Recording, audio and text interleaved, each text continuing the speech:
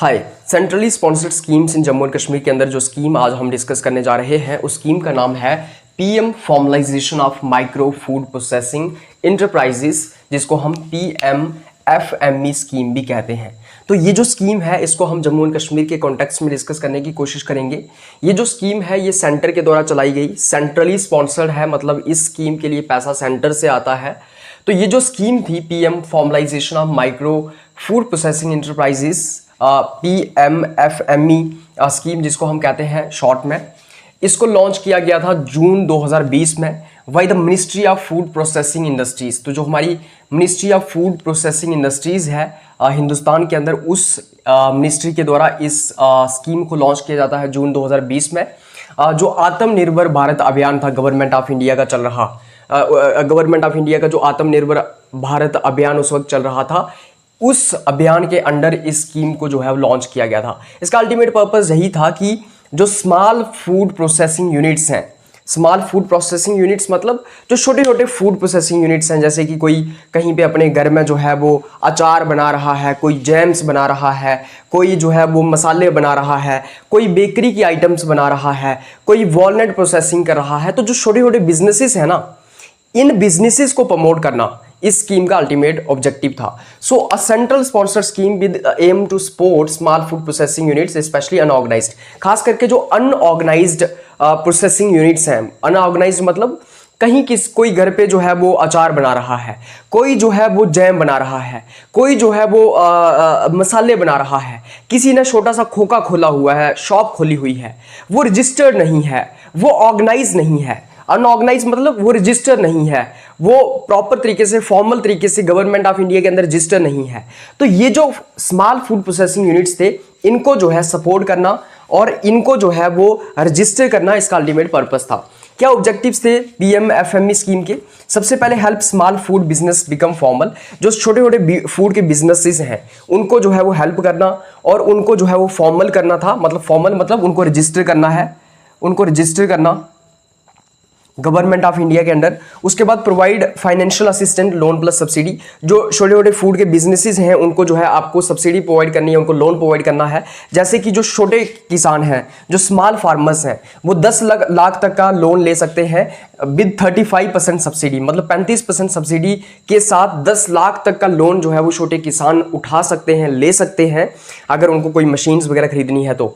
Support groups like self help groups, farmer groups and cooperatives. तो जो हमारे self help groups आते हैं, जैसे आपने देखा होगा उधमपुर के अंदर, अनंतनाग के अंदर, पुलवामा के अंदर कई सारे सेल्फ हेल्प ग्रुप्स हैं जिसमें कई सारी महिलाएं जुड़ी होती हैं। वो 100 रुपया महीने का डालती हैं या फिर जितने भी पैसे वो डालती हैं उसमें।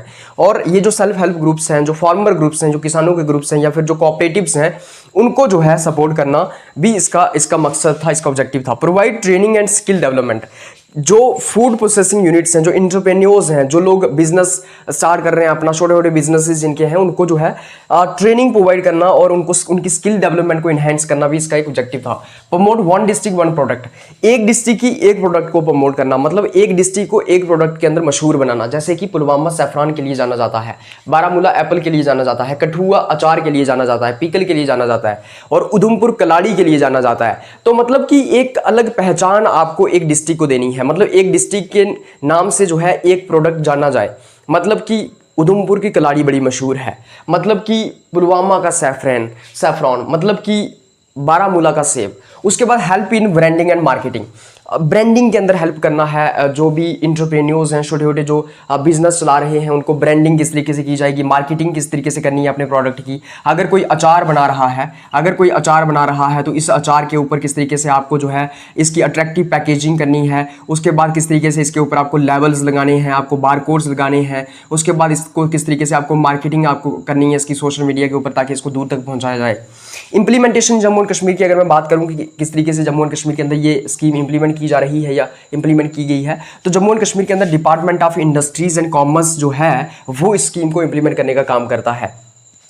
इस स्कीम के अंदर आप देखते हैं कि जो इंटरप्रेन्योर्स हैं are identified, trained and supported through loans and subsidies. जो इंटरप्रेन्योर्स हैं, जो बिजनेस चला रहे हैं, छोटे छोटे बिजनेसेस चला रहे हैं अपने, उनको आइडेंटिफाई किया जाता है, उनको ट्रेन किया जाता है, उनको लोन्स दिए जाते हैं, सब्सिडीज दी जाती हैं।